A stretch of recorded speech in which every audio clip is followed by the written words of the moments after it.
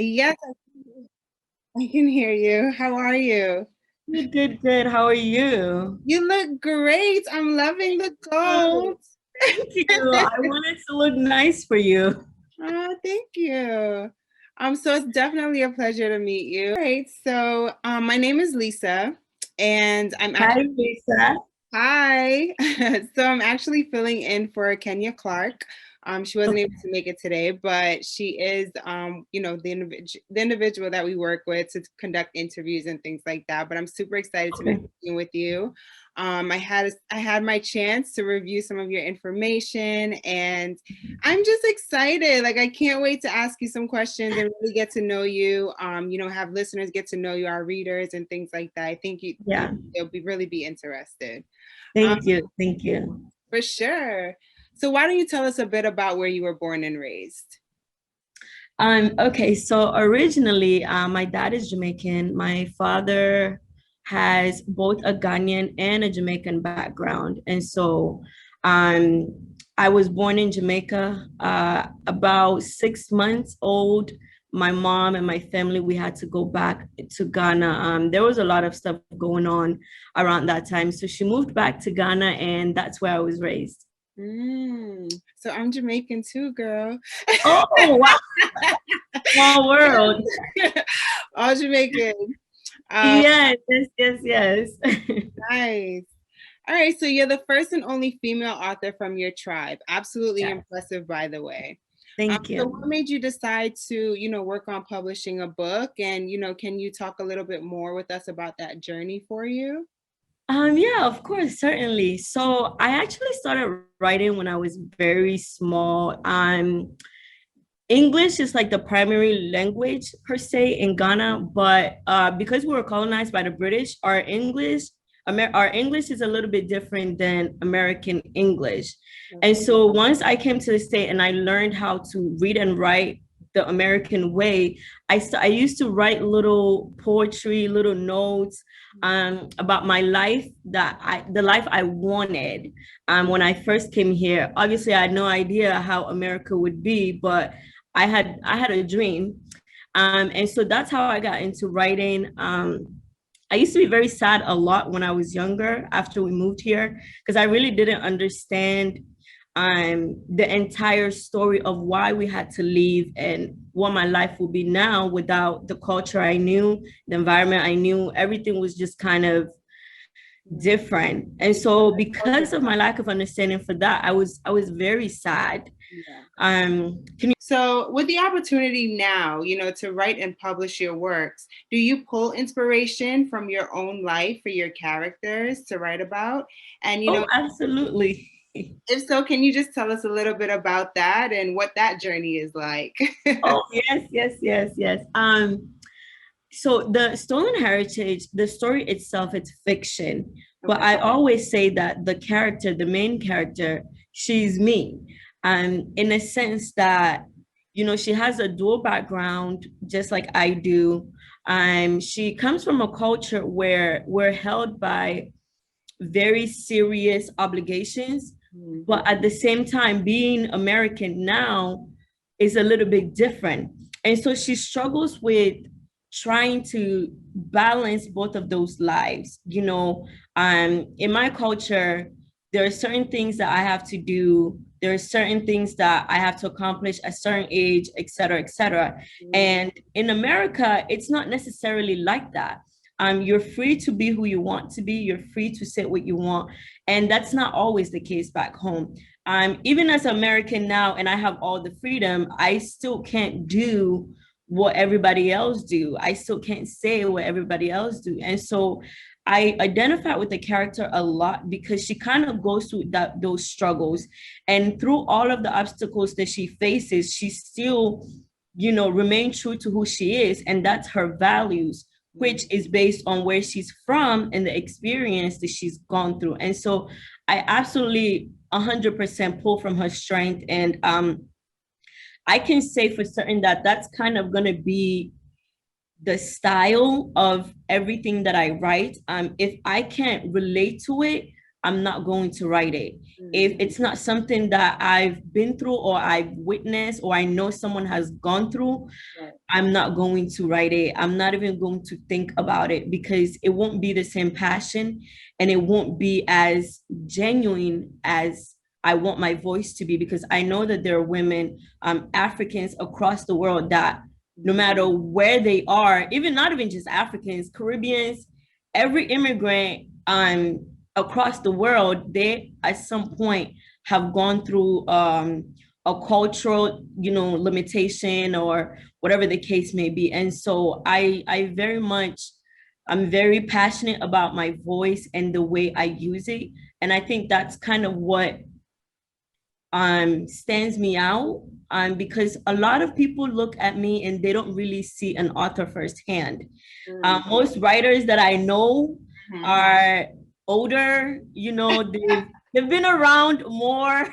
Of course, in now things are shifting, things are shifting now. So I'm definitely seeing more of that. But before, my understanding of a writer was someone who's older and well established, married with kids, and has all these things going on. And so for me, stepping into this light, I think that a lot of people my age will appreciate it because I'm going to speak for them and I'm going to say things that they can't say or don't necessarily feel comfortable saying. Yeah. No, I completely relate to that. Funny story, I was at an event and I was vending, with books and things like that. So I've written 9 books. And wow. And this lady comes up to the table and she's like, have you been writing since you were in the womb?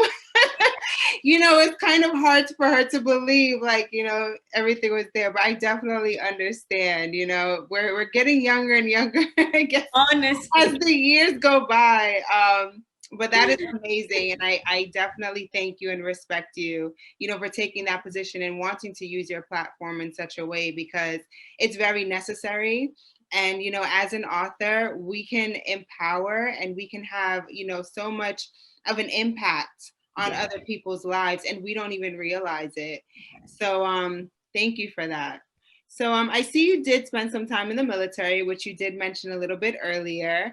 And, it was, I can say that, being in the military, it teaches us different things. It teaches you discipline, it teaches you responsibility. So do you feel like some of those things have like trickled over into your passion with writing as far as the discipline goes? Because being an author is very difficult. I can say that.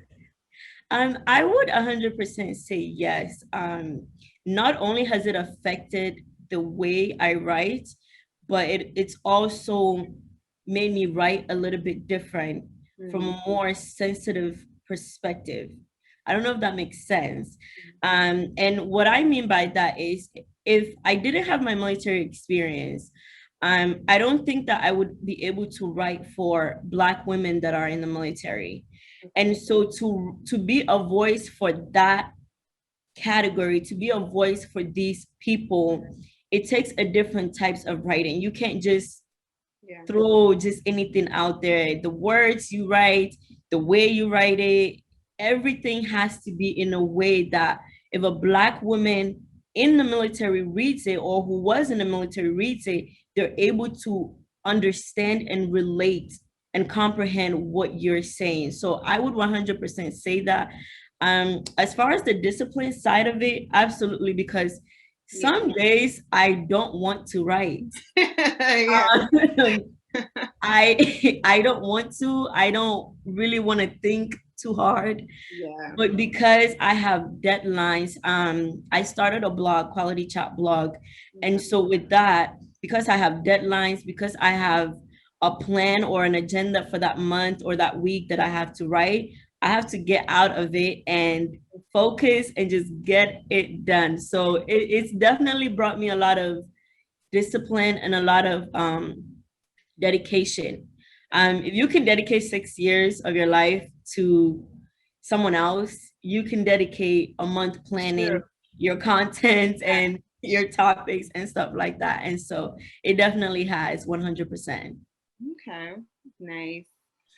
So who do you feel, or who do you believe will feel the most connected to your novel? So I know we talked about, women, African American women, empowerment and things like that. But, so stolen heritage, and, do you have any advice for them? So as far as like your target demographic, what kind of women are you really hoping, this novel will like resonate the most with, and what would be your advice for them, or your takeaway, or what would you hope that they take away from the novel after they're done reading it? I want to say that novel is for everyone. If you can read, it's for you. If you can read and comprehend, it's for you. Okay. For women that are younger than me, I really want them to understand what it means to take your time. Mm. And the reason why I say that is because um, when you're coming up, you see a lot around you, especially in the States. There's a lot of things going on. There's a lot of things moving around you. And sometimes it's almost like you have to race to catch up. You have to like race to cross this milestone and cross this milestone and cross that milestone. And so for women that are younger than me, I really want them to appreciate the importance of waiting until it's your time, the importance of knowing when your time is and being ready to receive that. Because that novel has taken 3 good years to come out. And so when they read it and they see how well put together it is, how everything has developed into being able to reach their hands now, I want them to really understand that everything takes time and that's okay. You don't really have to be in a rush to meet everyone's expectations. Women that are my age, what would I tell myself if I was reading it? Be proud of where you are. Mhm. I think a lot of times we spent time trying to cross the next milestone that we don't really take the time to appreciate and marinate into in the time that we are in the present. Yeah. Yes. And so that's what I would say, like 24, 25, 26, 27, 28. Appreciate where you are right now, because where you are 2 days ago is not where you are right now. Yeah. So just embrace that and just understand that your power comes from who you are. So spend time figuring that person out. I tell people all the time, if you don't know who you are, you don't have a lot of power, Mhm. because anything moves you. You know what I mean? Yeah. Anything moves you. And so be appreciative of the person you are now. And once you start appreciating that person, you start generating power within you that a lot of people can't really take away from you, if that's even possible. Right. And so that's what I would say. Okay. There's actually a book, I don't know if you've read it. It's called The Power of Now. And it does Wow. yes, it does speak about living in the present, and, taking in these moments and being able to, congratulate yourself for like even small milestones, because sometimes, we're waiting for the big fish. We're just like, oh, Yes. I want the big fish. And meanwhile, we are catching little fish. And it's like, Yes. it's okay to, be happy about the little fish. Absolutely. But yes, I Absolutely. think that is really, really good advice. And I think that that is something that, people should really take heed and listen to. So my next question for you. So entrepreneurs are more than just writers. We're visionaries, producers, directors, creators, in such a way that it is kind of hard for some people to grasp. With a novel like Stolen Heritage, and so, I'm just curious, when it comes to like movements like Black Lives Matter, racism, and, systematic racism, to kind of be exact, where do you feel the book comes into play with that? And how does it either fit in or stand out when it comes to today's cultural climate? That is an excellent question. Thank you. When it comes to today's question, today's culture, sorry, stolen heritage has a way of bridging every gap that anyone can possibly go through. So in the book, she's facing all these things as a woman, but also in the military, she's having these issues where her gender is coming into question, her race is coming into question. And so regardless of how loyal she's proven time and time again, people still question her. And I feel like Black people in especially these times can really relate to that, because even as Americans, their skin color is always coming up as a question. Yeah. Their gender is always coming up as a question. Black men are questioned every day by police. Black women are questioned every day in the workforce. Your hair is this, you talk too loud. Yeah. I mean, it is aggressive. It's like I mean, it is insane. How much more American can Black Americans be? It's ridiculous. And so I feel like with a book like that, it exposes people to see the effects that these things are, are placing or are having on Black Americans. And it almost sounds like a joke, but these are people's lives. You get what I mean? People actually wake up every day and they're worried about their gender. They're worried about the color of their skin. They're worried about their race. And my only hope for my book is to touch into the hands of a Black person and they feel empowered and they feel not alone. My only hope is for this book to touch the hands of a non-Black person in which they have some level of empathy and some level of understanding of what Black people may go through. And so I'm not saying that the book is going to solve all of the problems, but I hope that it can start to solve some of the problems. okay. I like that answer. And thank you. I can't wait to read it. Oh my goodness. I love books. So, my last question, so what's next, for you as far as, maybe more books, maybe a movie deal, and, let's say in the future you do have a movie deal, who is an actress that you would like to play Asha? Oh, it's so weird that we're having this conversation, because when I finally developed Asha's character, that was one of the things I was thinking even before I finished the book. I was like, oh my God. Play her.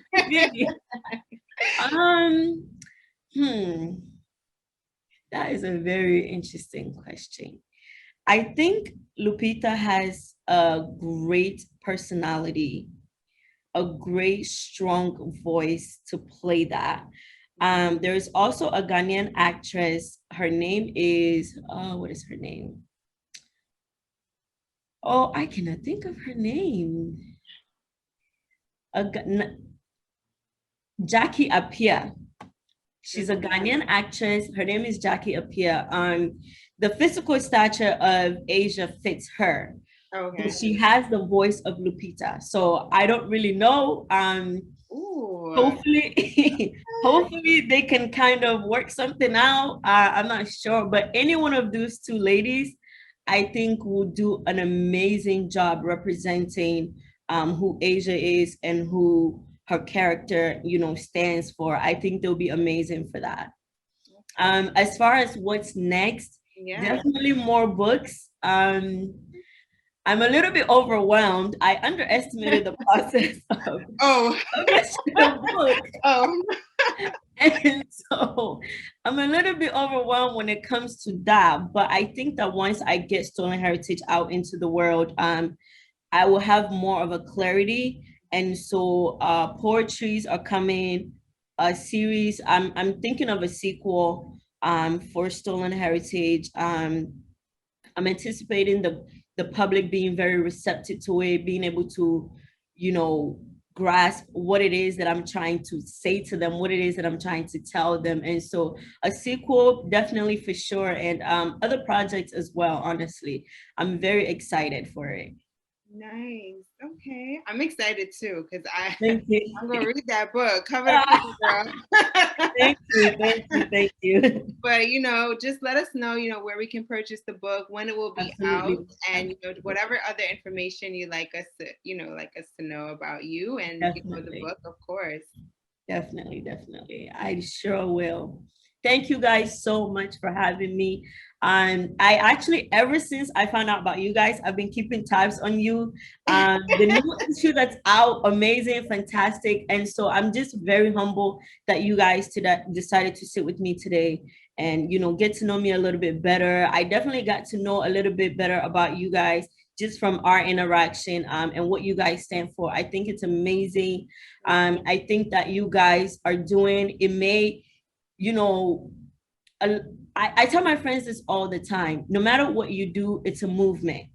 And so I think what you guys are doing is definitely a movement in its own league. And I'm very humbled to be a part of it. I'm very, very grateful. And thank you guys so very much. Thank you. Thank you. So let us know where we can buy the book. Oh, you mean like tell you now? Yeah. Oh. I thought you meant like when time is coming. And so it will be on Amazon for sure. Barnes and Nobles, Kindle, Kindle, and I think there's another platform. I can't remember everything, you know, right now because I'm so excited from talking to you. My brain is kind of freezing a little bit, but I definitely will get all of the platforms, you know, information together, and I will be sure to email that to you so that when time approaches, you guys have all of the outlets and all of the places that you can go to get the book. But what I can think of right now are the ones that I listed right now. Thank you so Thank much. you very much. It was a pleasure speaking with you as well. Thank you Likewise. for the words and the Likewise. Oh man, you know, we love speaking with women like you. You guys encourage us to continue to do what we're doing. Absolutely. You know, so I look forward to reading the book, like I said, and you know, hopefully I can contact you and give you my feedback. Yes, I would love that. I would love that. I love hearing from other authors. And so I would definitely appreciate that. I welcome any and all feedback for sure, for sure, for sure. Awesome. But yeah, enjoy the rest of your day. You too. Thank you. Bye-bye. Bye.